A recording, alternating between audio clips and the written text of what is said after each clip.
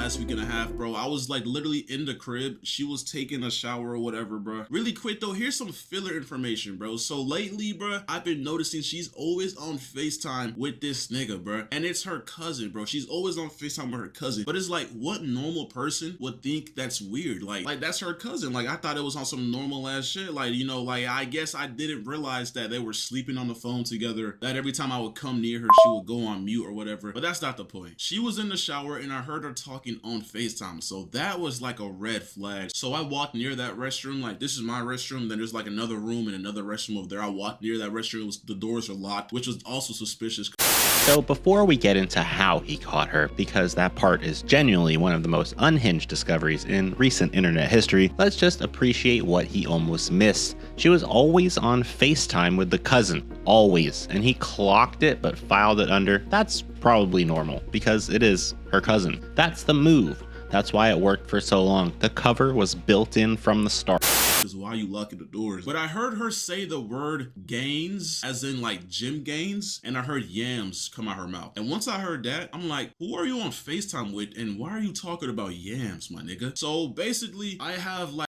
He heard the word yams through a locked bathroom door and something clicked. Not the FaceTime, not the muting every time he walked by, not the sleeping on the phone together, the word yams. 2 years of red flags, and the thing that finally broke through was a single word about someone's backside. So basically, I have like a little cat litter box, but it's like a AI advanced $900 litter box that has a camera for some reason, and it's in her restroom. So I was able to connect to that shit, and I basically seen her at the mirror of her restroom with her phone plopped up. You know, the FaceTime shit was on, her camera was on, and she was on FaceTime just showing straight yams to that nigga. Like I'm talking about 360s in the camera, grabbing yams, just everything, bro. Just butt ass naked, bro. And at that moment, bro, my heart sunk, bro. I was like, damn, it's GG's. She just cheated on me. But that's not how it ended, though. A $900 AI litter box with a built-in camera. I need everyone to sit with that for a second. The cat box saved this man's sanity.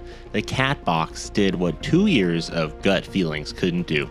And look at what she's doing. 360s, grabbing, full production. This isn't a quick mistake. This is a woman who is completely comfortable. She's been doing this long enough that she forgot to be nervous. Comment below, at what point in this story would you have already been gone before he even checked the camera? But that's not how it ended, though. I'm not gonna lie, bro. Because I didn't want to make it seem like I knew and I caught her and she was gonna try to play victim. So I walked up to her room. I knocked on the door. I was like, let me see your phone real quick. I grabbed her phone and I noticed her like grabbing that shit, like, but like not really grabbing it in like a way where like she made it obvious she was hiding something. So I just grabbed it and sped walked to my room and then I locked my door.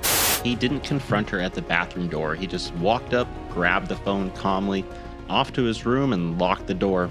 He's not enraged, he's just a man who already knew the conversation that was coming and decided he needed those receipts first. This was smart, cold, and honestly the right call, because watch what happens next. Say, Kenneth, open the door, give me my phone. Kenneth! Okay, I have clothes on. Can you open the door, please? Hello? Kenneth! Hello? Kenneth! Please! Please, please, open the door. Let's talk. You're actually like a psychopath, gang. Can we talk, please? Like you really are fucked up in the Can we head. talk, please? Nah, gang, we're good. I'm Just good. open the door.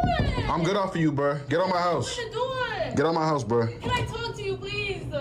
Kenneth, please, please, please, open the door. Let's talk first. If this is it, let me just talk to you. No, this is it, gang. Okay, that's fine. Let me talk to you, though. Can we have a conversation?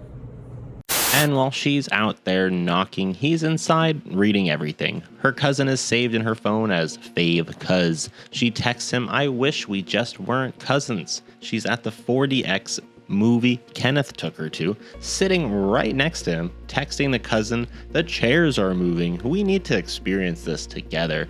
She writes, more disconnect from Kevin, more endearment towards you, I visualize you as a boyfriend figure. Yuck.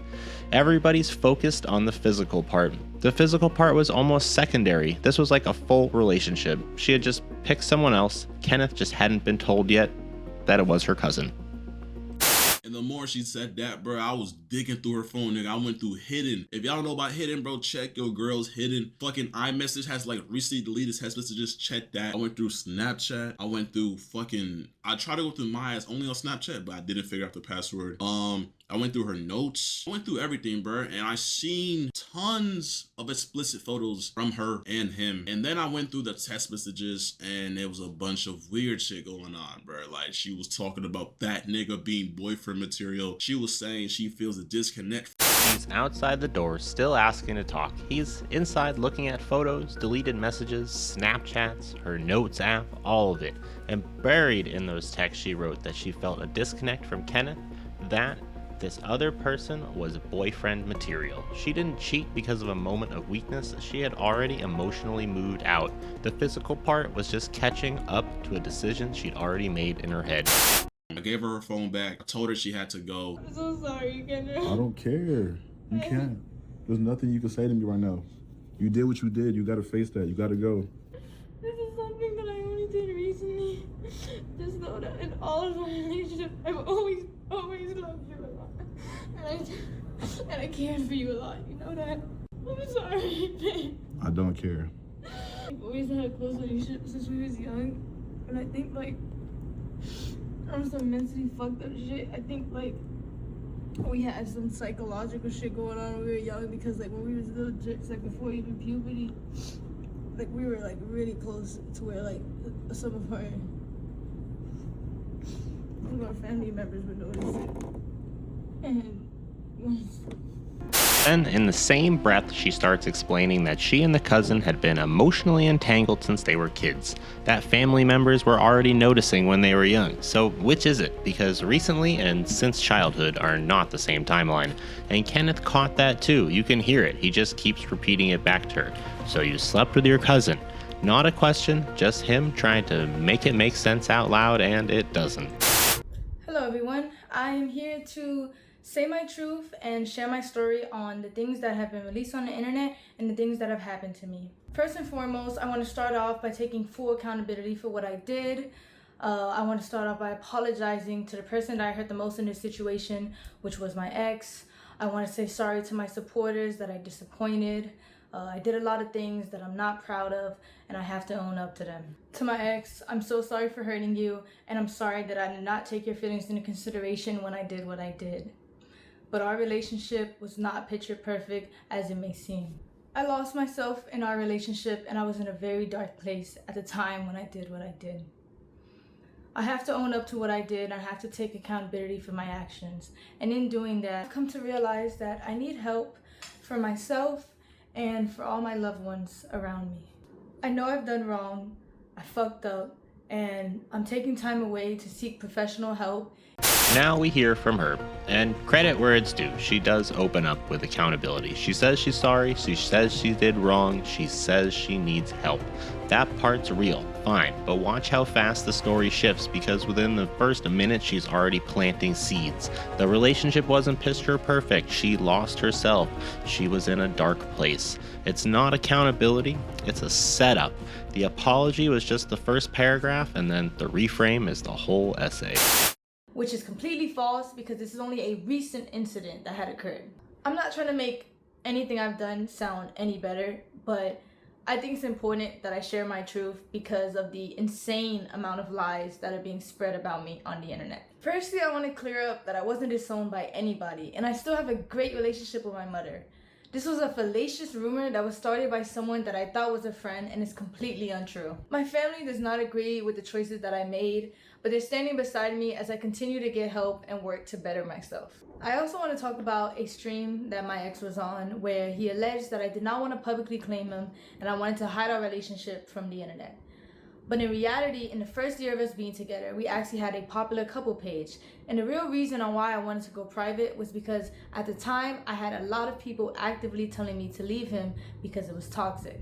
I also want to make it clear that any cousin or stepbrother or any content like that that we made together was his idea and he convinced me to do it. She says people were telling her to leave because things were toxic, so that's why she wanted to go private.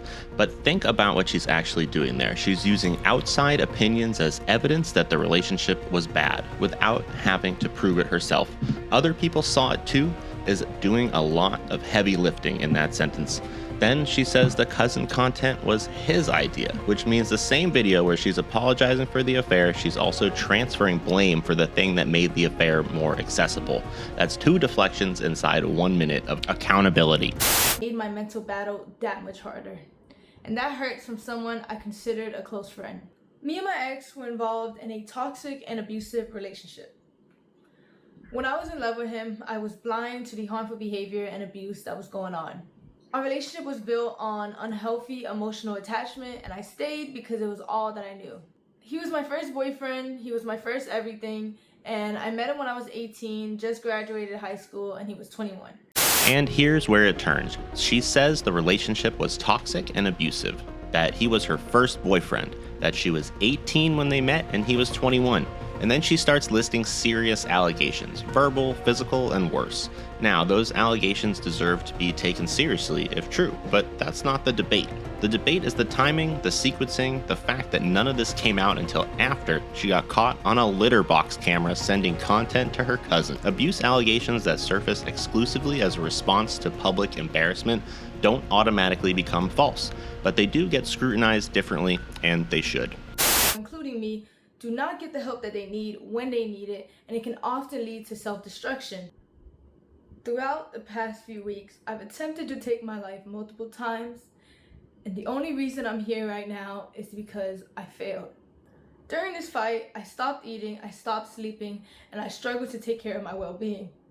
She says she attempted to take her life multiple times during this period. That's not something to gloss over or weaponize in either direction, and it should be taken seriously. But she opens with sorry and ends with, "Let me tell you what he did. You can be someone who did wrong and someone who was also hurt.